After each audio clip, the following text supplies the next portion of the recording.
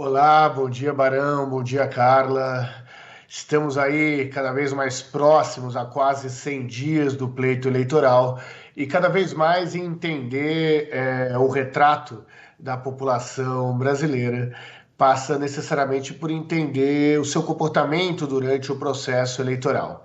Mas o que essa pesquisa mostra é que o fato de termos muitos negros a menos no parlamento do que temos na população brasileira tem muito mais a ver com a disposição dos partidos em financiar essas candidaturas negras do que em uma eventual rejeição dos eleitores pelas candidaturas negras. Nossa, Renato, mas tem algum critério direto que explique isso, né? Porque o porquê do não interesse desses partidos em apostar nesses candidatos? E outra coisa, isso vem piorando ou melhorando ao longo do tempo?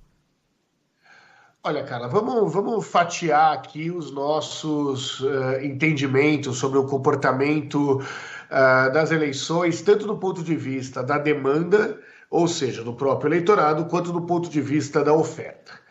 Quando nós vamos olhar a oferta, o que que nós vemos? Os partidos políticos, eles têm uma predisposição em manter quem já é candidato ocupando a sua vaga, né? É como se os políticos que exercem mandatos acabassem privilegiando os políticos que também exercem mandatos.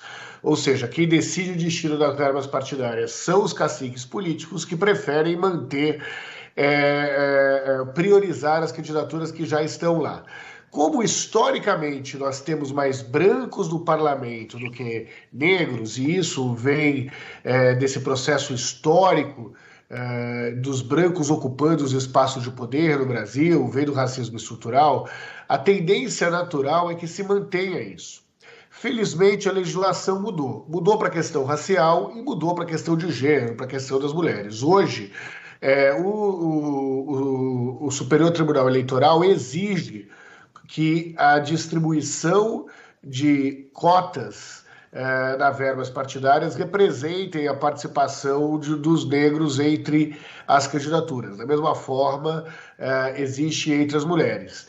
Na prática, isso tende a fazer com que a dificuldade financeira de participar do processo eleitoral diminua eleição após eleição. Mas isso ainda é muito recente, Carla.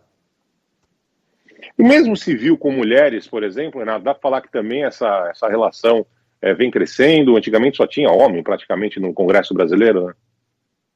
Vem crescendo sim, Barão, mas infelizmente a velocidade disso acontecer ainda é muito inferior a que todos nós gostaríamos. Imagine o seguinte: hoje as mulheres negras são mais de 25% do eleitorado brasileiro. No entanto, elas só representam 3% dos 503 deputados e deputadas da Câmara de Brasília, da Câmara dos Deputados Nacionais, perdão.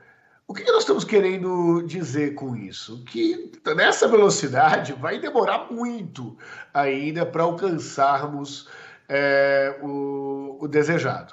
Para mudar isso é necessário, como estamos sendo feitos, a divisão do dinheiro, a mesma divisão no tempo de TV. Vamos pensar que, por exemplo, na questão de gênero, é necessário com que as mulheres ocupem pelo menos 30% aí do espaço da propaganda partidária gratuita. Isso é muito bom, apesar de a gente ainda ver vários homens falando sobre as mulheres, sobre os temas femininos nessas propagandas de televisão. Mas já é um avanço comparado ao que tínhamos antes. Um avanço inferior, infelizmente, ao que a civilização, a democracia e que a grande maioria de nós desejaríamos. Pois é, tô vendo os recortes regionais aqui, tô vendo dois exemplos, são os casos mais extremos, digamos assim, né? Rio Grande do Norte e Rio Grande do Sul, que não elegeram deputados nenhum deputado federal negro. O percentual para equilibrar aí, no caso do Rio Grande do Norte, seria 5 deputados negros para os 8 congressistas, 64% que seria a porcentagem da população. A gente torce para que isso caminhe, né, Renato? Para que a gente tenha o retrato da população brasileira dentro do nosso Congresso também.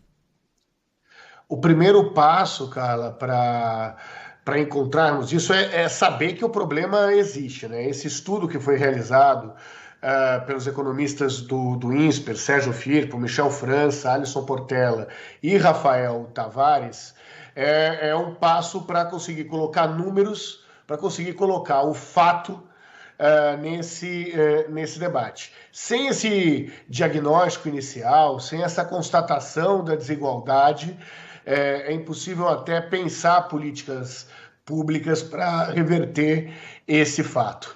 A boa notícia é que algo começa a ser feito e esperamos que avance na velocidade que a democracia brasileira exige.